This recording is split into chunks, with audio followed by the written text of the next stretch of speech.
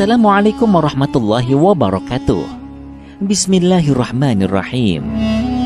Pada kali ini kita akan membahas ibadah kurban, mulai dari cara memilih, menyembelih, sampai tentang pendistribusian hewan kurban yang sesuai dengan syariat agama Islam. Kita akan mengawalinya dari pengertian apakah yang dimaksud dengan berkurban.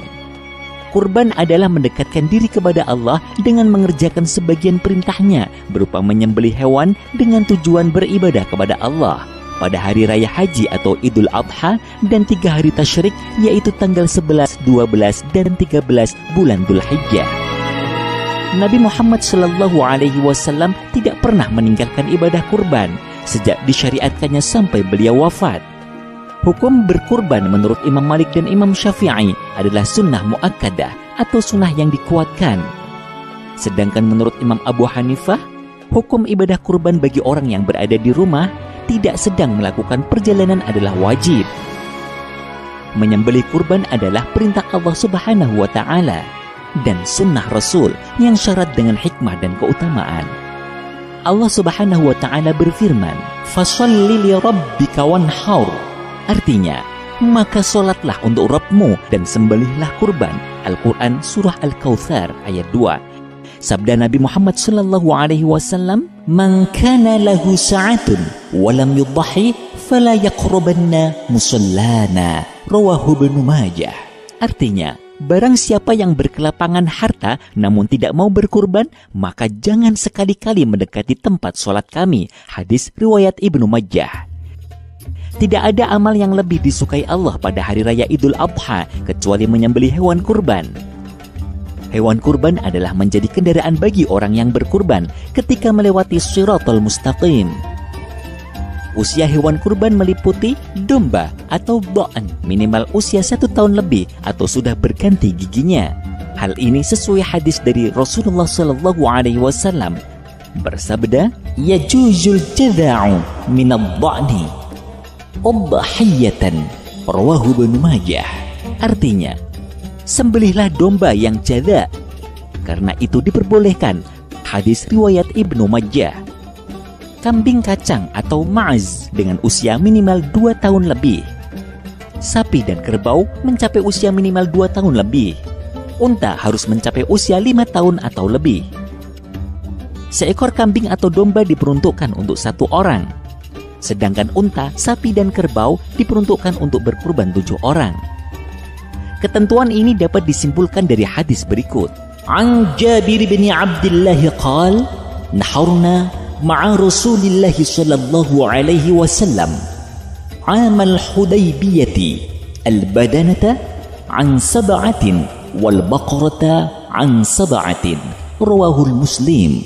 Diriwayatkan dari Jabir bin Abdullah, kami telah menyembelih kurban bersama Rasulullah SAW pada tahun Hudaybiyah. Seekor unta untuk 7 orang dan seekor sapi juga untuk 7 orang. Hadis yang menjelaskan tentang berkurban dengan seekor domba yang dilakukan oleh Rasulullah Muhammad SAW. An Aisyah anna Rasulullah SAW amara bi kabshin aqrana fa'utiya bihi liyudhhiya bih. Faqala laha ya Aisyah halummi al-mudhiyata. Thumma qala ishhadhiha bihajarin. Fafa'alat thumma akhadhaha wa akhadha al-qabsha fa'adja'ahu thumma dhabahahu thumma qala Bismillahi Allahumma taqabbal min Muhammadin wa ali Muhammadin wa min ummati Muhammadin thumma dhaha bih. Rawahul Muslim. Artinya, dari Aisyah radhiyallahu an menginformasikan sesungguhnya Rasulullah SAW menyuruh untuk mendatangkan 1 ekor domba kibas yang bertanduk. Kemudian domba tersebut didatangkan kepada Nabi untuk beliau kurbankan. Nabi berkata kepada Aisyah, "Wahai Aisyah, ambilkan untukku pisau, golok." Nabi selanjutnya memerintahkan Aisyah, "Asahlah golok itu pada batu asah." Aisyah kemudian melakukan sebagaimana yang diperintahkan Rasulullah. Kemudian Nabi mengambil golok itu dan mengambil domba kibas. Kemudian membaringkannya dan menyembelihnya sambil berdoa. Dengan nama Allah, "Wahai Allah, terimalah dari Muhammad dan keluarga Muhammad dan umat Muhammad. Beliau berkurban dengan domba itu. Hadis riwayat Muslim. Selain kriteria yang telah disebutkan, hewan kurban harus sehat atau tidak cacat.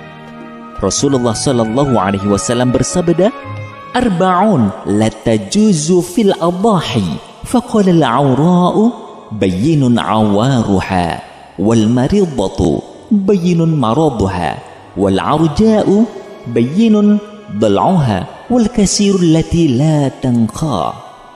Rawahu Tirmidzi. Artinya, ada 4 macam hewan yang tidak sah dijadikan hewan kurban. Pertama, yang matanya jelas-jelas buta. Kedua, yang jelas sekali tampak sakit secara fisik. Ketiga, yang kakinya tampak sekali pincang.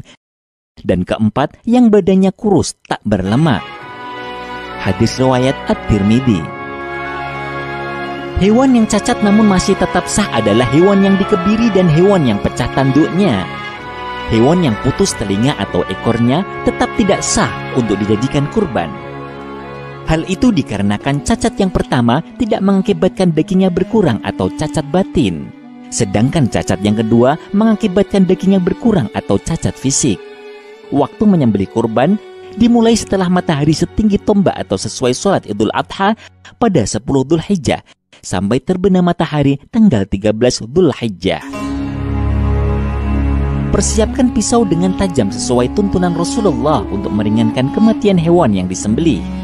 Persiapkan tutup mata hewan semacam daun pisang atau sejenisnya supaya hewan tidak melihat pisau yang akan dibuat menyembelih. Usahakan tidak menyembelih di hadapan hewan lain. Membaca basmalah, Bismillahirrahmanirrahim. Membaca sholawat Nabi, Allahumma sholli ala Sayyidina Muhammadin wa ala ali Sayyidina Muhammadin. Membaca takbir 3 kali, Allahu Akbar, Allahu Akbar, Allahu Akbar. Menghadap ke arah kiblat baik yang menyembelih maupun hewan yang disembelih. Ketika menyembelih, jalur makanan dan nafas wajib putus.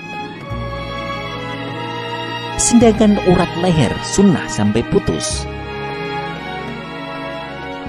Berdoa agar kurbannya diterima oleh Allah Subhanahu wa Ta'ala dengan membaca Allahumma hadihi minka wa ilaika fataqabbal minni ya karim.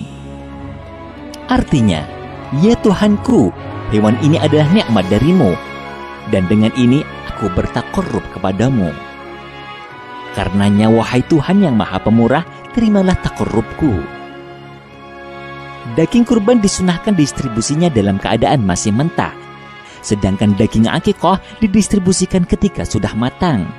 Khusus akikoh, usahakan ketika memotong-motong, jangan memecah-mecah tulang.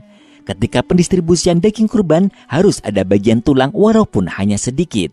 Harus ada yang diberikan kepada fakir miskin. Bagi yang berkurban dan keluarganya, hanya boleh ikut mengkonsumsi maksimal 1/3 dari jumlah semua daging. Semoga bermanfaat. Wassalamualaikum warahmatullahi wabarakatuh.